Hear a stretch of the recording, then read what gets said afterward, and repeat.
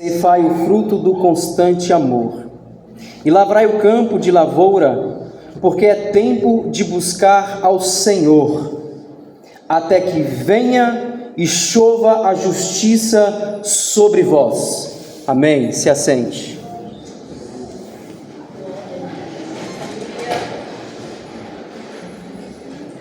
É tempo de buscar ao Senhor. É sobre isso que nós vamos falar nessa noite. É hora de buscar ao Senhor. É tempo de buscar ao Senhor. O livro do profeta Oséias, que é onde se encontra o texto que nós lemos, ele é um livro que fala sobre o amor de um Deus que foi rejeitado pelo seu próprio povo. A mensagem do livro do profeta Oséias não estava sendo direcionada a um povo que não tinha conhecimento de lei. A mensagem do livro do profeta Oséias não estava sendo direcionada a um povo estrangeiro às alianças de Deus, mas a mensagem do livro do profeta Oséias estava sendo direcionada ao próprio povo de Deus.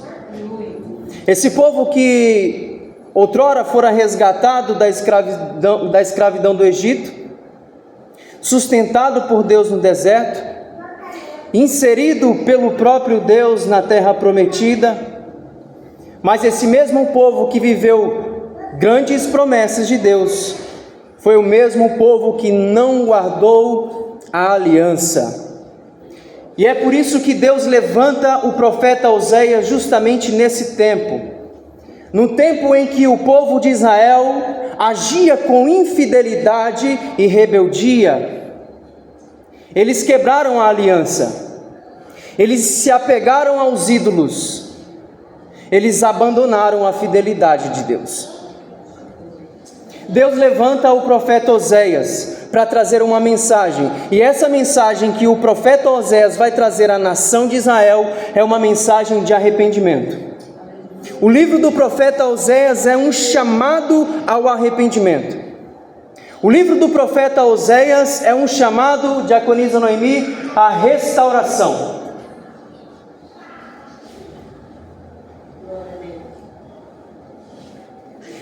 É claro que Deus sempre vai levantar profetas para trazer palavras específicas para atender a necessidade do seu povo. Orei muito a Deus essa semana para que Deus me desse uma palavra, e Ele me deu Oséias 10:12. E eu pediria com muito carinho que você abrisse o seu coração, porque Deus tem um chamado de arrependimento nessa noite. Deus tem um chamado à restauração nessa noite. Porque Deus, quando Ele convoca o seu povo ao arrependimento, a redirecionar sua vida, é porque lá na frente Ele tem restauração.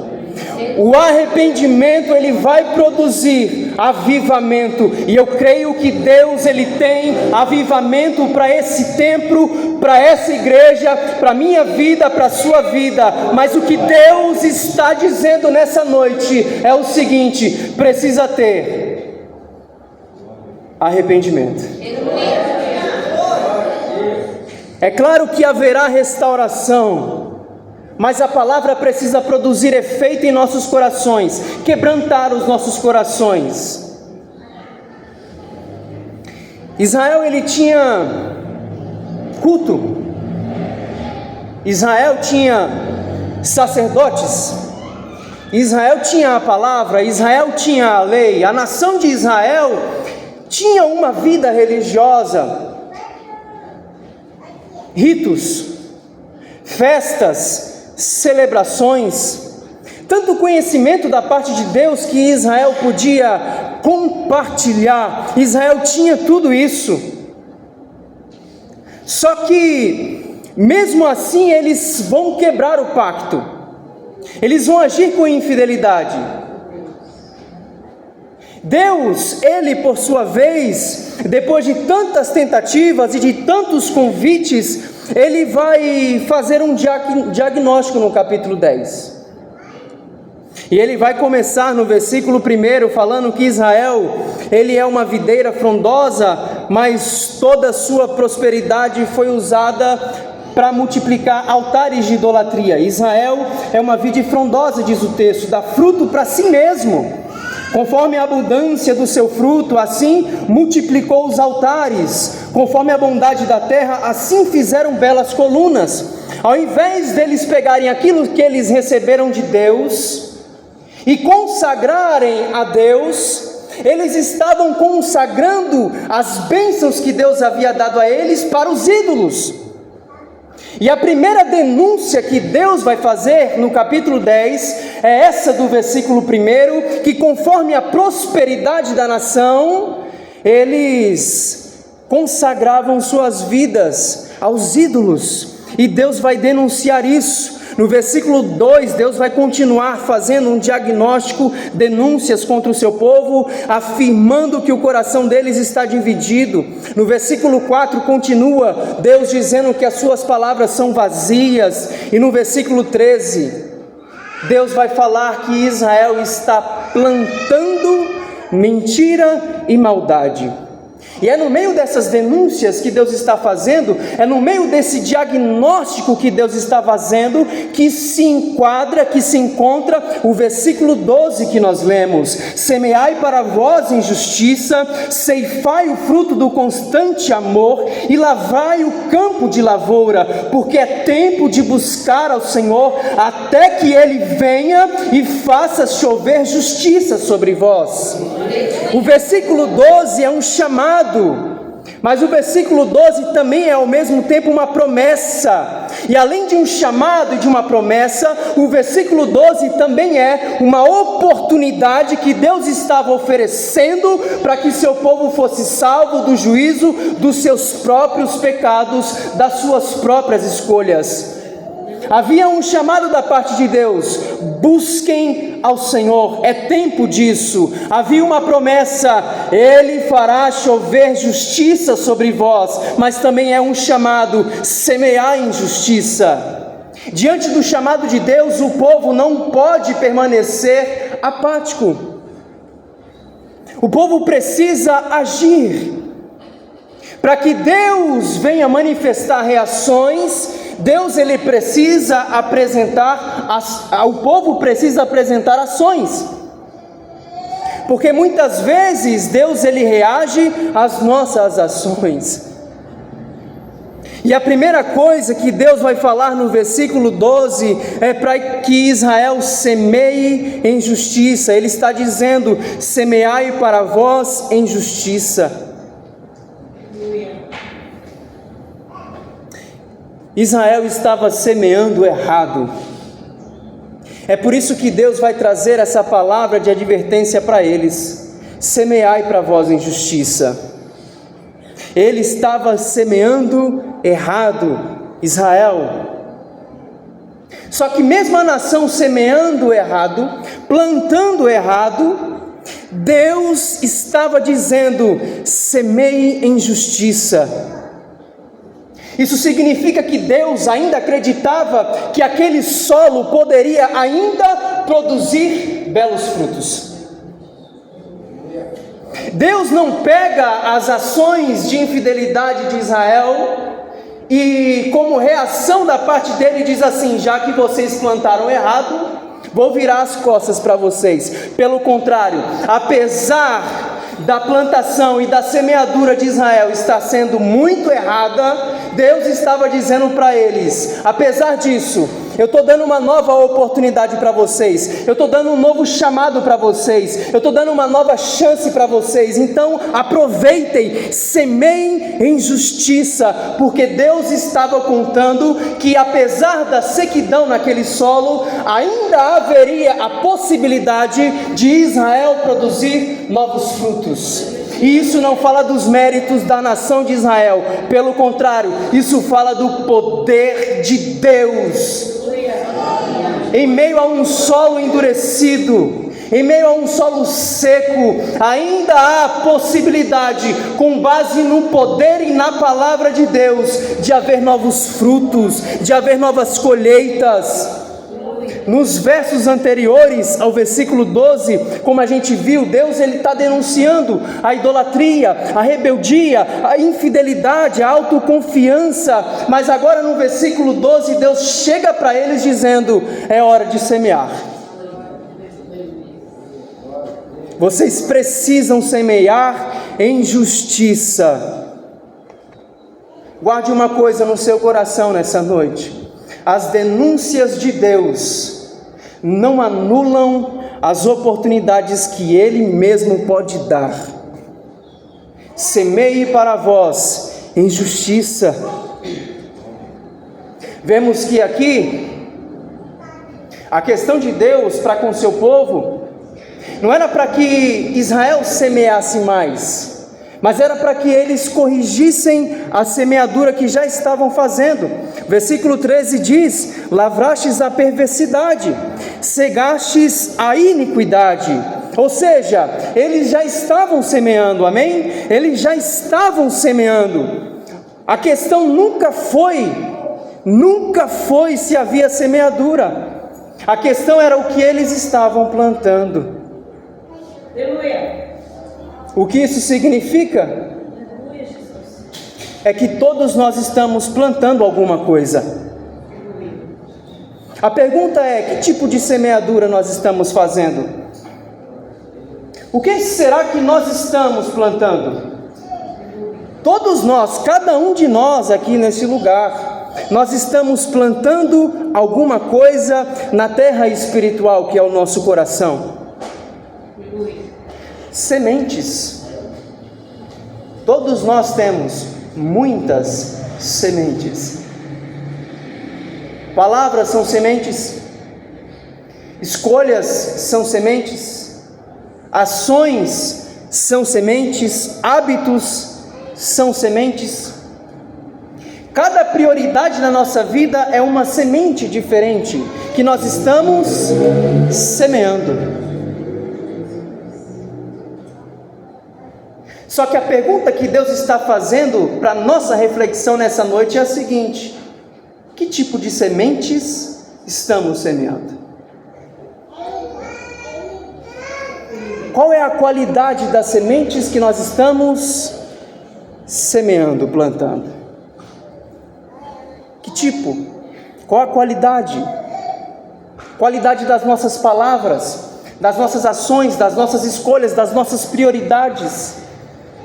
O que nós estamos semeando? De que forma estamos lançando sementes? Se as sementes não são de qualidade, é hora de buscar ao Senhor. É hora de mudar aquilo que está sendo cultivado. É hora de recalcular a rota, antes que a colheita revele o verdadeiro sentido do meu coração. O chamado de Deus para a nação de Israel, em meio a um contexto de infidelidade, em primeiro lugar é esse: semeie para vós em justiça. Eles estavam semeando em perversidade, em maldade. Não era falta de colheita, mas era a direção errada que eles estavam tendo. Deus estava chamando eles para o arrependimento. É hora de vocês corrigirem isso, é hora de vocês mudarem isso, é hora de vocês semearem em justiça. E ele continua dizendo: colhei segundo a misericórdia. Veja que não é pelos nossos méritos que nós vamos colher. Deus já está adiantando para a nação de Israel que, à medida que eles plantarem com justiça, eles vão colher segundo a misericórdia de Deus. Porque o que define a colheita não são os meus méritos. O que define a colheita não são os meus recursos. O que define a colheita é a misericórdia de Deus. Tudo vem dele, tudo é para ele. A ele seja glória para sempre. Colhei segundo a misericórdia, porque quem busca o Senhor encontra uma misericórdia maior do que o seu próprio pecado. Talvez você tenha entrado aqui nessa noite com um sentimento de culpa. Eu tenho uma palavra para o seu coração, e a palavra é: há uma misericórdia para a tua vida nessa noite, há um chamado de arrependimento para a tua vida nessa noite, porque o Deus de Israel, Ele é o mesmo ontem, Ele é o mesmo hoje e será eternamente o mesmo Deus que estava a fim de restaurar a sua nação. Ele está a fim de restaurar cada um de nós essa noite, que necessita atender esse chamado à restauração de Deus para nós nessa noite. Aleluia! Colhei segundo a misericórdia, porque aonde abundou o pecado, superabundou a graça.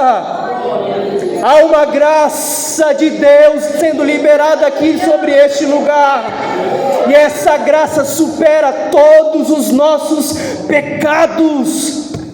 Eu preciso crer nisso. Aleluia, aleluia. Semear injustiça e aguardem a colheita segundo a misericórdia. O amor de Deus é misericordioso, porque Ele poderia ter destruído a nação de Israel no primeiro momento em que eles trocaram Deus pelos ídolos. Até a liderança de Israel estava envolvida nesse pecado de abandono, de apostasia. Assim como era o líder, também era a nação, o povo, os sacerdotes, as pessoas, homens e mulheres. Uma cultura de idolatria fora instaurada na nação de Israel. E quantas vezes no decorrer do livro do profeta Oséias, Deus chamava eles para o arrependimento. Deus chega a dizer para eles em uma das partes do texto de Oséias, para Israel, tipo assim: eu não entendo por que vocês estão fazendo isso, vocês não têm motivo, mas como eu deixaria vocês? É isso que Deus disse para a nação de Israel: como é que eu deixaria vocês? Porque apesar do pecado do povo, Deus se comovia com a sua própria misericórdia pela nação de Israel. O mesmo Deus que fez uma promessa para o povo, para a sua nação, para o seu povo, é o mesmo Deus que sustenta essa promessa, que sustenta o seu povo até o final. Colhei segundo a misericórdia. Em terceiro lugar, Deus continua dizendo: preparai o campo não lavrado. Como assim? Preparai o campo não lavrado. A ideia do texto é nos mostrar a imagem seguinte: uma terra seca. Sabe aquele solo que de tão seco ele racha? Não há vida ali. Por mais que semeie, não vai germinar, porque a terra está seca, o solo está endurecido. É isso que está nos querendo dizer o texto: preparai o campo endurecido, o solo endurecido. E aqui o solo endurecido, na visão, na mente do profeta Oséias, é o coração da nação. Solo endurecido aponta para um coração endurecido, ou seja, precisa ser lavrado, precisa retirar as pedras, precisa tirar a sujeira, precisa mexer nesse solo, precisa preparar para futuramente receber as sementes, e para futuramente receber as chuvas e essas sementes poderem germinar.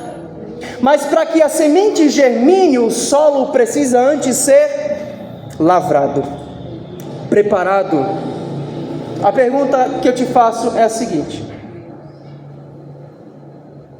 como se prepara o solo do coração?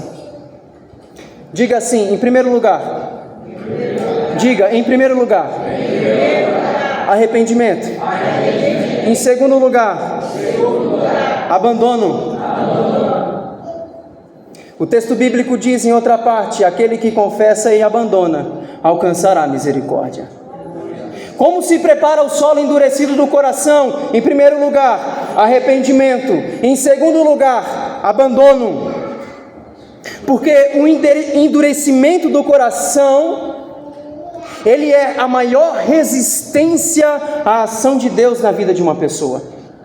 Deus até quer agir, talvez, em algumas vezes, na minha vida, mas pelo endurecimento do meu próprio coração, isso se tornará uma resistência. Porque o que Deus deseja, e essa mensagem é bíblica, é a cooperação dos seus filhos na própria ação dele. É claro que tudo depende dele, é claro que a fonte é ele, tudo vem dele e é para ele, mas precisa ter a cooperação humana. Precisamos preparar o solo endurecido do nosso coração para que a ação de Deus ela seja manifesta. Porque a obra de Deus ela não floresce se o coração é impermeável à voz dele.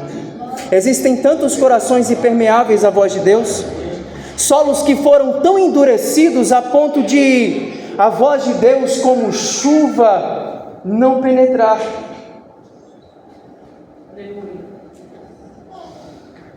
Porque nós estamos resistindo à voz de Deus.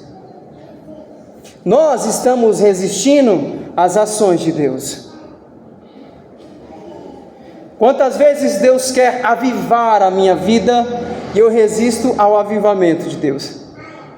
Parece loucura, mas é isso que a nação de Israel estava vivendo. Um contexto de resistência à voz de Deus. O solo do coração da nação de Israel se mostrava impermeável. No capítulo 10, Deus está dizendo isso para eles. Olha, passaram 9 capítulos de advertência e Deus continuava corrigindo eles. Vocês precisam preparar o solo do coração. Significa que a palavra anteriormente, nesse histórico de profecias do profeta Oséias, não estava surgindo efeito no coração deles. Um coração impermeável à voz e à ação do Senhor. Entende que o problema nunca foi falta de chuva? O problema nunca foi falta de chuva. No contexto aqui que nós estamos falando, o problema não era falta de chuva. Sabe qual que era o problema? O problema é que a terra do coração já não estava conseguindo receber aquilo que Deus desejava derramar. Porque nós vemos no texto no versículo 12 que era desejo de Deus. Ele está dizendo: até que venha e faça chover justiça sobre vocês. Fazer chover justiça é um desejo do próprio Deus, mas Ele fará isso consonante ao arrependimento, ao abandono, ao preparo da terra, a tirar a pedra do caminho, a preparar esse solo, porque chuvas de Deus virão quando o solo estiver preparado. Deus não pula etapas, Deus não faz as coisas de qualquer jeito, Deus não pula degraus, Deus não pula fases, Deus não pula etapas. As chuvas de Deus vão vir, e eu falo isso pela palavra, as chuvas de Deus virão, mas é necessário preparar o coração, é necessário preparar o solo. Amolece esse solo, amolece esse coração. Aleluia, a palavra de Deus está sendo pregada. Deixa Deus te confrontar, porque chuvas virão. Aleluia. O problema nunca foi falta de chuva, mas o nosso problema é a resistência que nós temos ao derramar de Deus. É engraçado porque quantas vezes nós cantamos para que Deus Ele haja dessa forma, causando um derramamento do Espírito, mas estamos falando isso com os lábios, com o coração ao mesmo tempo endurecidos, impermeáveis ao derramamento dele.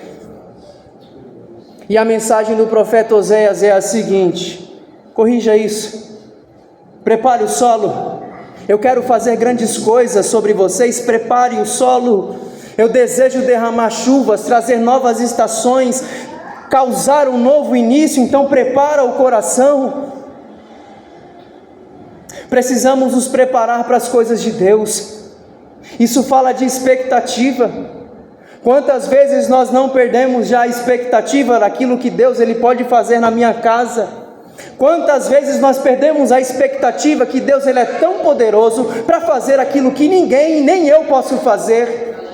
Mas o segredo é: prepare as estruturas para o que Deus trará sobre a sua vida. A diaconisa Noemi leu aqui o livro de Neemias no início e falou sobre restauração. Só que antes de trazer a restauração, Deus deu um chamado e uma missão para Neemias, para que ele fosse até Jerusalém e preparasse as estruturas da cidade, porque enquanto nós não prepararmos as nossas estruturas, nós não poderemos receber o peso da glória que Deus quer derramar sobre a nossa vida. Isso é profético nessa noite. Eu creio na palavra do Senhor, que Deus ele quer derramar um peso especial da glória dele sobre a nossa vida, mas nós precisamos ter estruturas para receber a glória pesada de Deus. Aleluia, aleluia. Ontem o pastor Ricardo pregou sobre a fidelidade de Deus, e Deus ele realmente continua sendo fiel.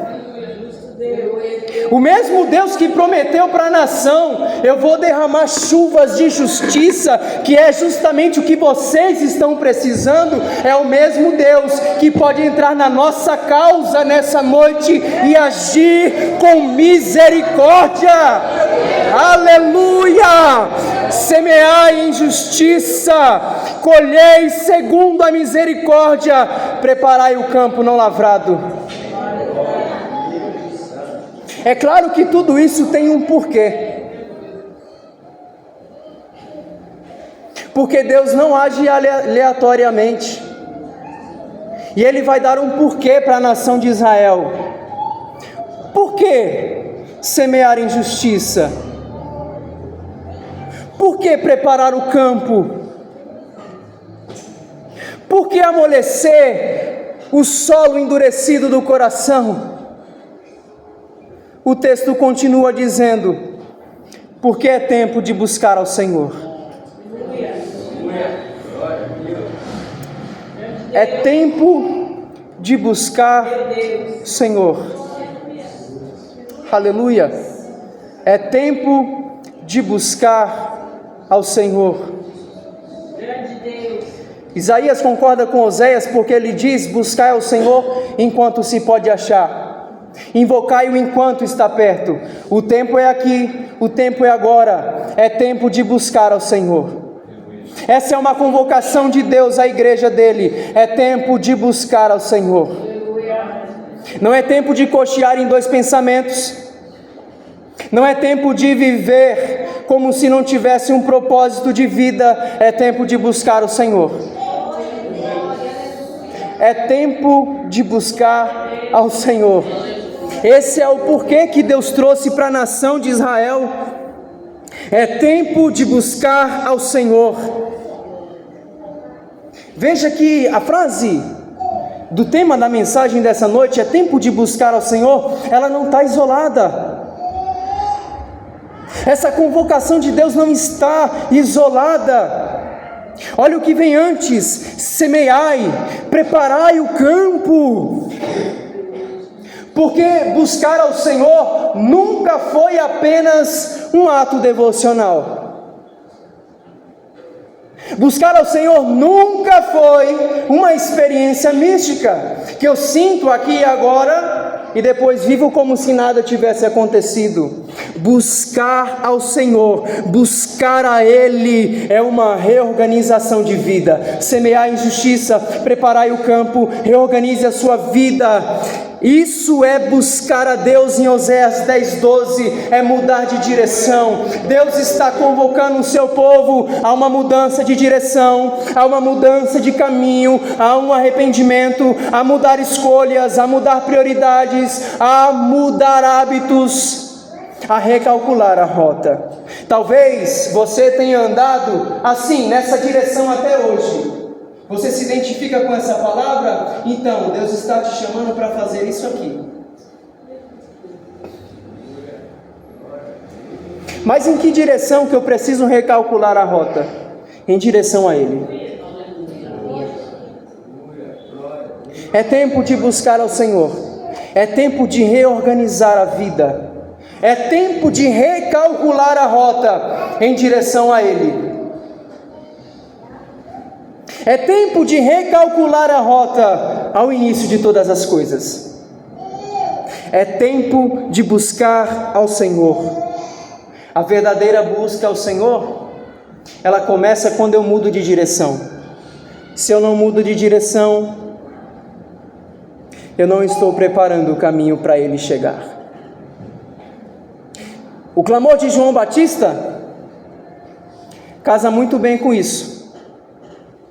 João Batista pregava: preparai o caminho do Senhor. Preparai o caminho do Senhor.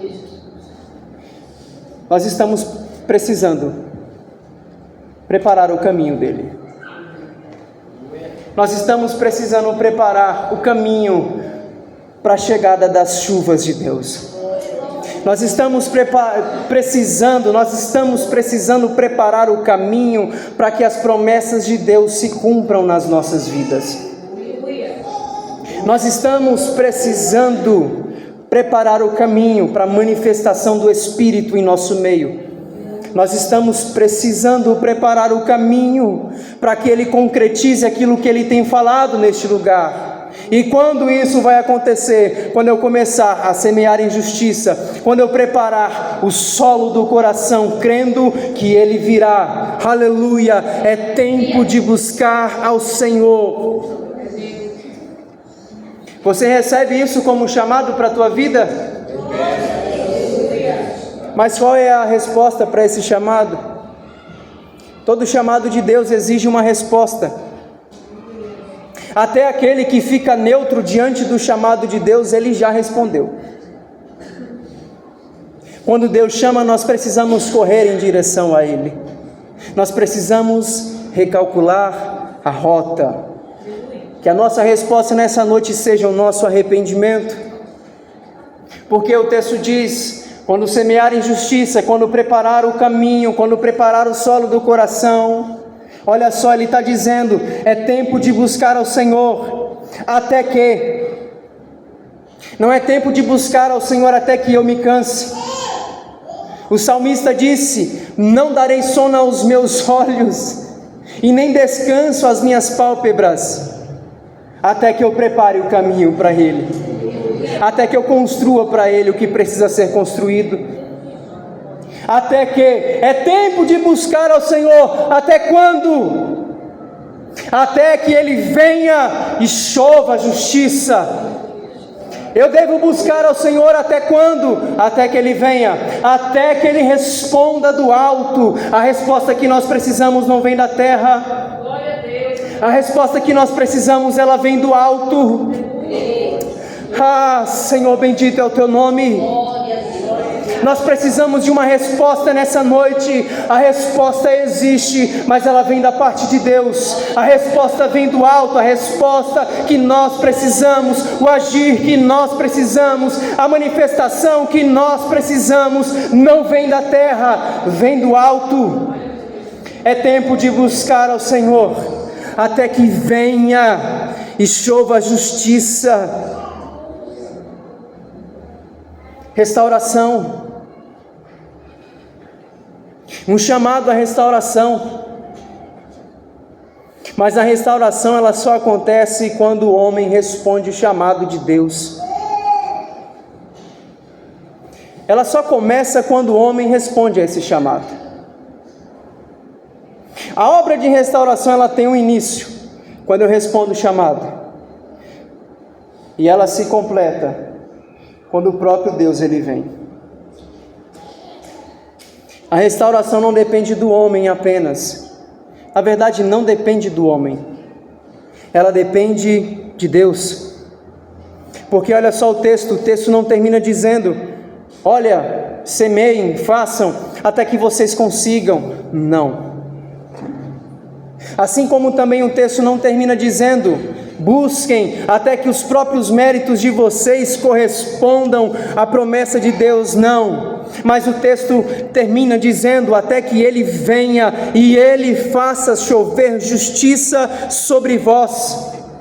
Porque a última palavra nunca é da terra e não será, a última palavra é do céu. Você pode levantar as suas mãos para o céu e dizer: Senhor, eu creio que a última palavra que eu preciso, ela virá do céu.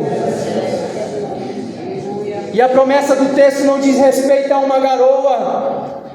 A promessa do texto não diz respeito a pequenas gotas e poucas gotas, mas a promessa do texto, ela diz respeito a chuvas, abundantes chuvas, chuvas.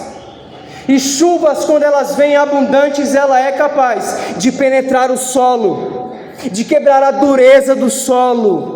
E quando ela penetra e ela vai além da dureza do solo, ela envolve a semente, faz com que a semente germine e os frutos futuramente passam a aparecer e gera uma grande colheita, porque houve chuvas da parte de Deus sobre aquele solo. Ei, coração endurecido, a palavra de Deus para a tua vida nessa noite é essa, a esperança para a tua vida, porque Deus, Ele pode trazer restauração nessa noite. Aleluia! Mas precisa haver semeadura de justiça. Se houver semeadura de justiça, certamente terá chuva de justiça. Uma ação vai trazer uma reação. Uma ação nossa trará uma reação de Deus. Semeie justiça e receba as chuvas de justiça. Entende que a qualidade da chuva, ela é determinada pela qualidade da semente que eu lanço no solo?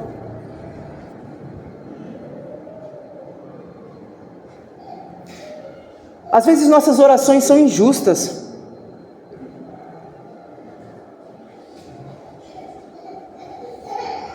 Exemplo? Quantos de nós, às vezes, nós passamos a semana inteira semeando tantas coisas, mas não semeamos no altar de Deus? E nós chegamos no domingo querendo que Deus, Ele mude a minha vida num piscar de olhos.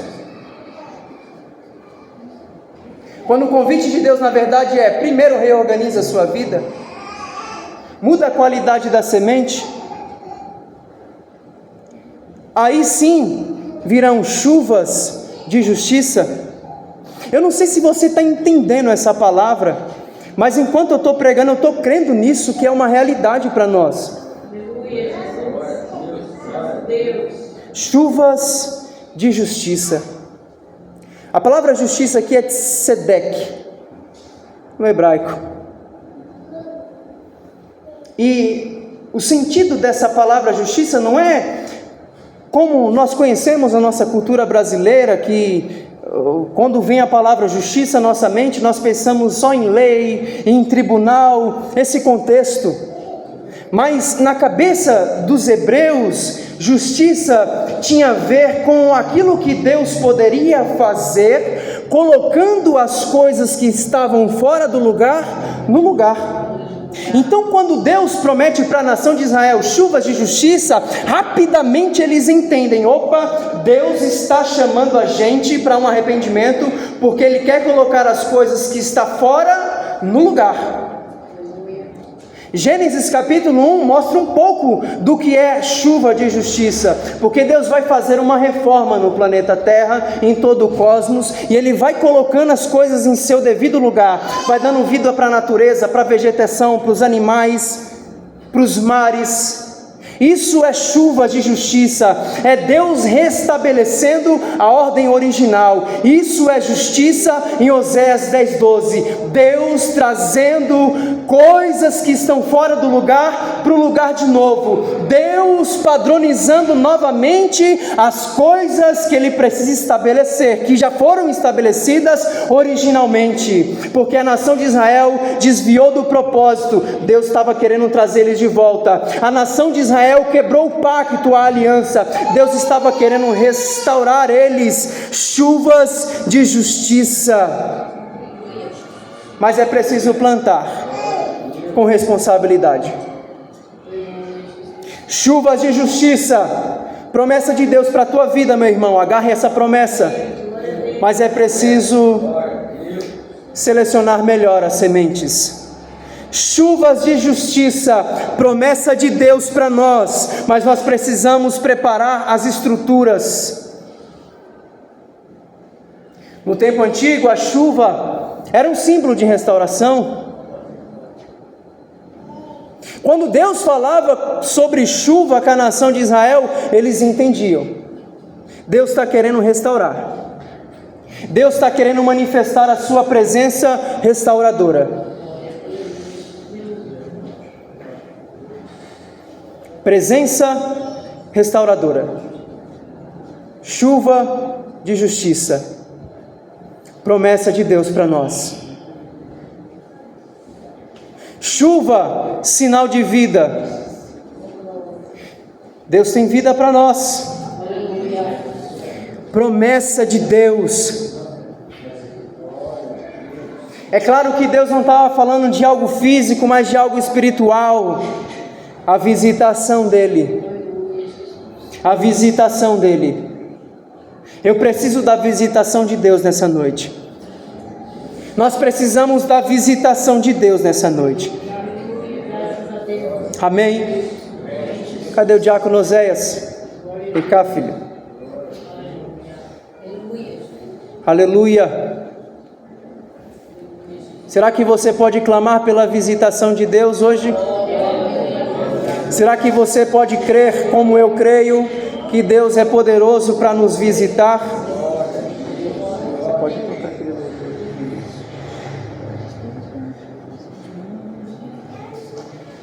Amém? Os tocadores, Paulo Henrique, Joãozinho.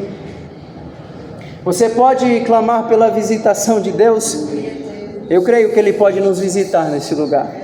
Não porque eu estou pregando, mas porque Ele é fiel. Aleluia. Chuvas de justiça.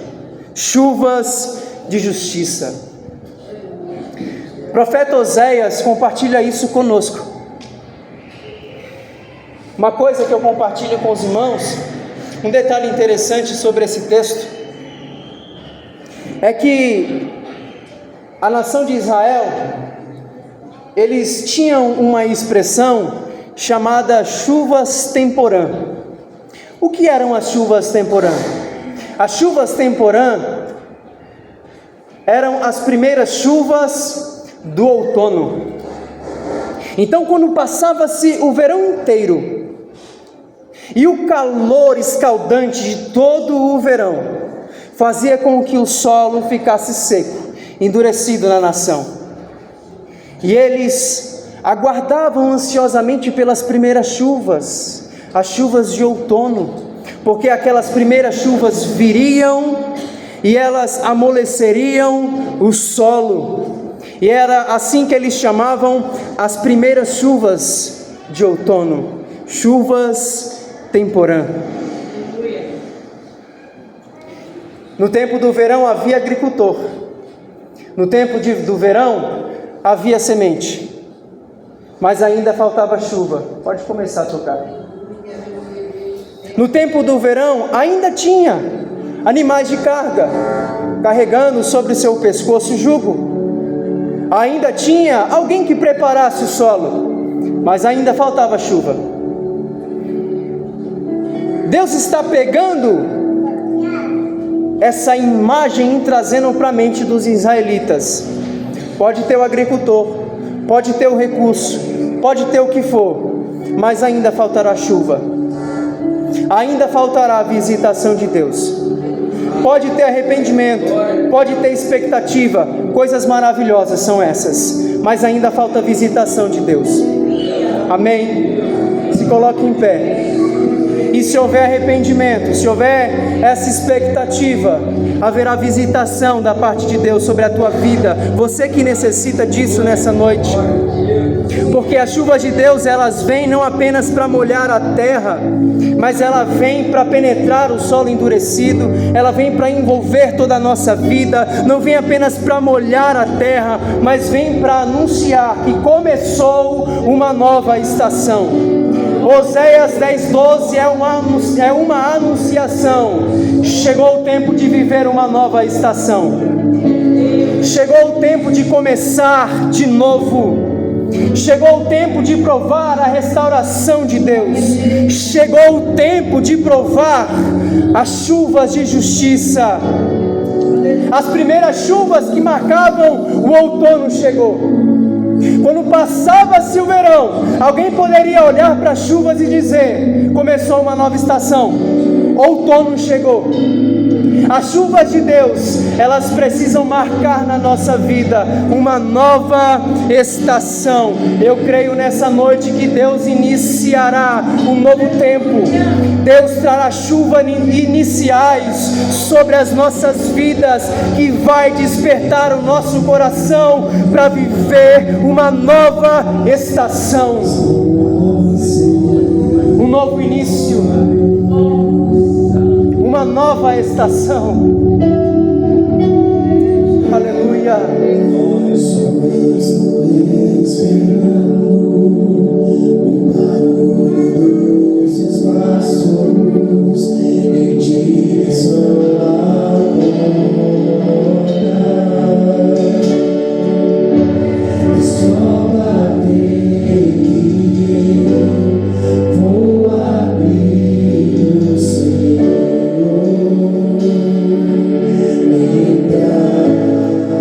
Para que ele entre verdadeiramente, marque uma nova estação. Senhor, nós precisamos de um novo início. Nós precisamos recalcular a rota. Mas sem a tua presença, Senhor, isso não será possível. Vem com a tua presença nesse lugar, Espírito Santo, e manifesta a tua vontade. Eu creio, Senhor, nessa profecia. Eu creio, Pai, que o Senhor tem chuvas de justiça a serem derramadas sobre nós nesse lugar.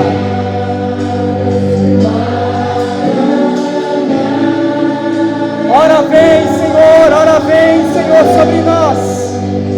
Aviva, Senhor, os nossos corações.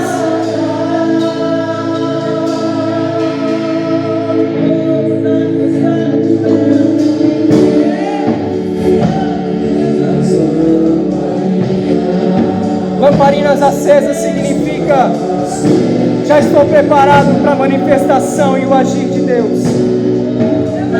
Aleluia.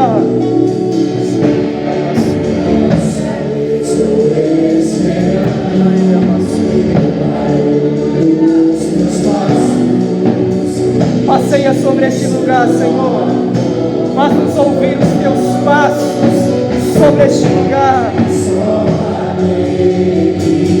Vê que há em nós, Pai, um coração contrito e quebrantado a receber da tua presença.